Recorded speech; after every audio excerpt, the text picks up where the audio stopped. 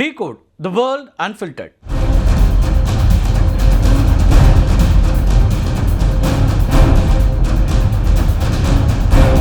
இஸ்ரேலுக்கும் ஹமாஸ்க்கும் இடையில போர் தொடங்கி கிட்டத்தட்ட 2 ஆண்டுகள் ஆகிவிட்டன.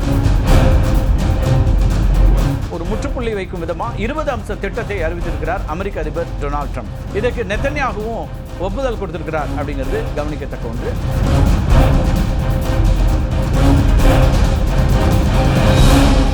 இஸ்ரேல் ஹமாஸ் போரை அமெரிக்க அதிபர் டொனால்ட் ட்ரம்ப் முன்வைத்திருக்கக்கூடிய இந்த 20 அம்ச திட்டம் முடிவுக்கு கொண்டு வருமா அப்படிங்கிறது பற்றி தான் இன்னைக்கு டீகோட் பண்ண இருக்கிறோம்.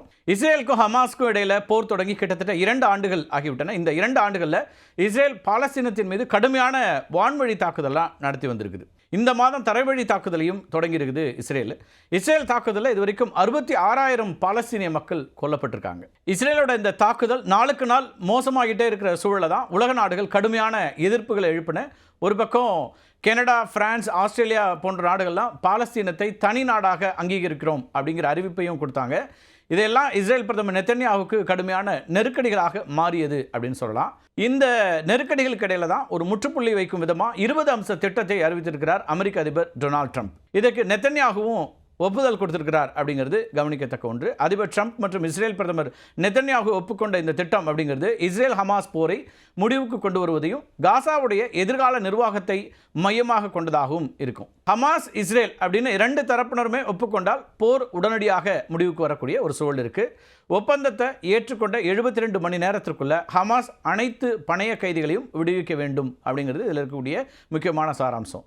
இதுக்கு ஈடாக ஆயுள் தண்டனை பெற்ற பாலஸ்தீனிய கைதிகள் 250 பேரையும் அக்டோபர் 7, 2023 பிறகு காசால தடுத்து வைக்கப்பட்ட 1700 பாலஸ்தீனியர்களையும் இஸ்ரேல் விடுவிக்கணும். இது ஒரு அடிப்படையாக முன்வைக்கப்பட்டிருக்கக்கூடிய சிக்கல்களுக்கான தீர்வாக முன்வைக்கக்கூடிய அம்சங்கள். காசா இனி அச்சுறுத்தல் இல்லாத பயங்கரவாதமற்ற பகுதியாக இருக்க வேண்டும். ஹமாஸ் படைகளை கலைக்க வேண்டும். அமைதி பாதைக்கு திரும்பும் ஹமாஸ் உறுப்பினர்களுக்கு பொது மன்னிப்பு வழங்கப்படும். இதெல்லாம் இந்த 20 அம்ச திட்டங்களில் சொல்லப்படக்கூடிய முக்கியமான அம்சங்கள். காசாவை விட்டுட்டு வெளியேற விரும்புபவர்களுக்கு பாதுகாப்பான வழிகள் வழங்கப்படும்.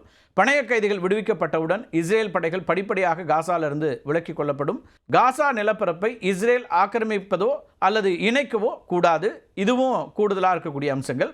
காசா நிர்வாகத்தில் ஹமாஸ் அமைப்புக்கு எந்த பங்கும் கிடையாது அப்படிங்கிறதும் ஒரு முக்கியமான புள்ளி.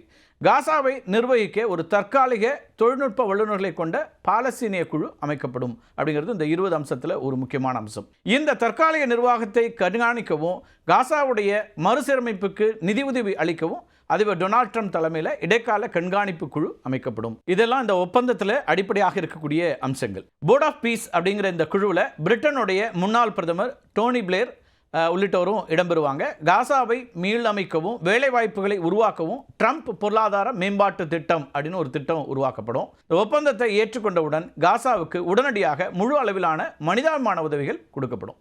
காசாவிலிருந்து யாரும் கட்டாயமாக வெளியேற்றப்பட மாட்டார்கள். வெளியேற விரும்புவர்கள் சுதந்திரமாக செல்லவும் திரும்பவும் அனுமதிக்கப்படுவாங்க. சுரங்கங்கள் மற்றும் ஆயுத தயாரிப்பு வசதிகள் உள்ளிட்ட அனைத்து பயங்கரவாத உட்கட்டமைப்புகளும் அழிக்கப்படும் அப்படிங்கிறதும் இதில் இருக்கக்கூடிய அம்சங்களாக இருக்குது. அமெரிக்கா, அரபு மற்றும் அதன் கூட்டணி நாடுகளோடு இணைந்து காசாவில் உடனடியாக இன்டர்நேஷனல் ஸ்டெபிலைசேஷன் ஃபோர்ஸ் அப்படின்னு ஒரு ஃபோர்ஸை அமைக்கிறது அப்படிங்கிறதும் இதில் இருக்கக்கூடிய ஒரு அம்சம். காசாவோட நீண்டகால பாதுகாப்புக்காக இந்த படை அப்படிங்கிறது அமைக்கப்படும். பாலஸ்தீன காவலர்களுக்கு ISF பயிற்சி வழங்குறது, பயிற்சி பெற்ற பாலஸ்தீன காவல் படைகளோடு இணைந்து இஸ்ரேல் மற்றும் எகிப்துனுடான எல்லை பகுதிகளை ISF பாதுகாக்கும். இதெல்லாம் இன்னும் கூடுதலாக இருக்கக்கூடிய அம்சங்கள் அப்படின்னு பார்க்குறோம். பாலஸ்தீனியர்கள் மற்றும் இஸ்ரேலியர்களுக்கிடையே சகிப்புத்தன்மை மற்றும் அமைதியான வாழ்வின் மதிப்புகளை மேம்படுத்துறதுக்காக இன்டர்ஃபெய்த் டயலாக் ப்ராசஸ் நிறுவப்படும் அப்படிங்கிறதும் இந்த 20 அம்சங்களில் சொல்லப்படக்கூடிய முக்கியமான அம்சமாக இருக்கிறது. இப்போதைக்கு மேற்கு கரை பகுதியை நிர்வகித்து வரக்கூடிய பாலஸ்தீன அதிகார அமைப்பும் ட்ரம்பின் 20 அம்ச திட்டத்திற்கு வரவேற்பு தெரிவிச்சிருக்குது. காசாவில் போரை நிறுத்த அமெரிக்கா மற்றும் பிற நாடுகளோடு இணைந்து பணியாற்றுவதற்கு தயாராக இருக்கிறதா பாலஸ்தீன அதிகார அமைப்பு அறிவிச்சிருக்கு.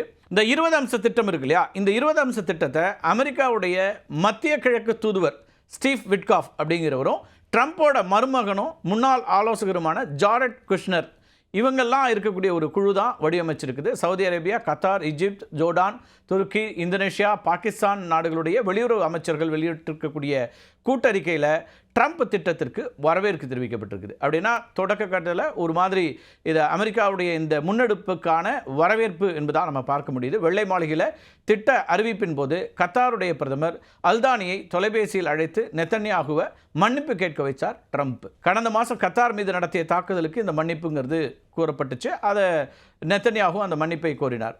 இப்போ பால் ஹமாஸ் கோர்ட்டில் இருக்குது அப்படின்னு சொல்லலாம். ட்ரம்போட இந்த அமைதி திட்டத்தை ஹமாஸ் நிராகரிக்கிறாங்க அப்படின்னா அந்த இயக்கத்தை அழிக்கும் பணியை இஸ்ரேல் மேற்கொள்ளலாம் அப்படிங்கிற அனுமதியும் கொடுத்துருக்கிறாரு ட்ரம்ப். இப்போ யார் ட்ரம்ப் இதுக்கு அனுமதி கொடுக்கறது அப்படின்னு கேட்குறீங்களா? அவங்க பெரிய அண்ணன் அமெரிக்கா இதுக்கான முன்னெடுப்புகள் நடக்கிறதுனால அவர் அந்த முடிவை சொல்கிறார். பாலஸ்தீனியன் அத்தாரிட்டியை பொறுத்த வரைக்கும் ஒரு அதிருப்தி புள்ளி அப்படின்னா பிரிட்டன் முன்னாள் பிரதமர் டோனி பிளேயர் தான். ட்ரம்ப் முன்மொழிந்திருக்கக்கூடிய போர்ட் ஆஃப் பீஸ் அப்படிங்கிற இடைக்கால அமைப்பின் தலைவர்கள் ஒருவராக டோனி பிளேயர் இருப்பார் அப்படின்னு குறிப்பிடப்பட்டிருக்கு. குறிப்பாக டோனி பிளேயர் காசா சர்வதேச இடைக்கால நிர்வாகத்தின் தலைவராக இருப்பார் அப்படின்னும் இந்த நிர்வாகம் காசாவுடைய சட்டப்பூர்வ அதிகாரமாக செயல்படும் அப்படின்னும் சொல்லப்பட்டிருக்கு.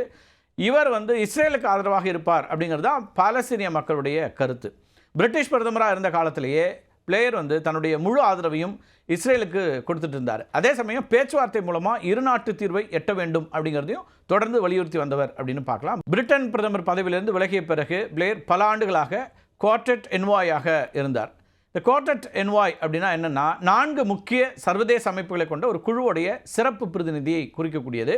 இஸ்ரேல் பாலஸ்தீன சமாதான பேச்சுவார்த்தைகளுக்கு மீடியேஷன் செய்வதற்காக 2002ஆம் ஆண்டு இந்த குழு உருவாக்கப்பட்டுச்சு. ஐக்கிய நாடுகள் சபை, ஐரோப்பிய ஒன்றியம் போன்ற அமைப்புகளும் அமெரிக்கா, ரஷ்யா நாடுகளையும் உறுப்பினர்களாக கொண்டது தான் இந்த குழு.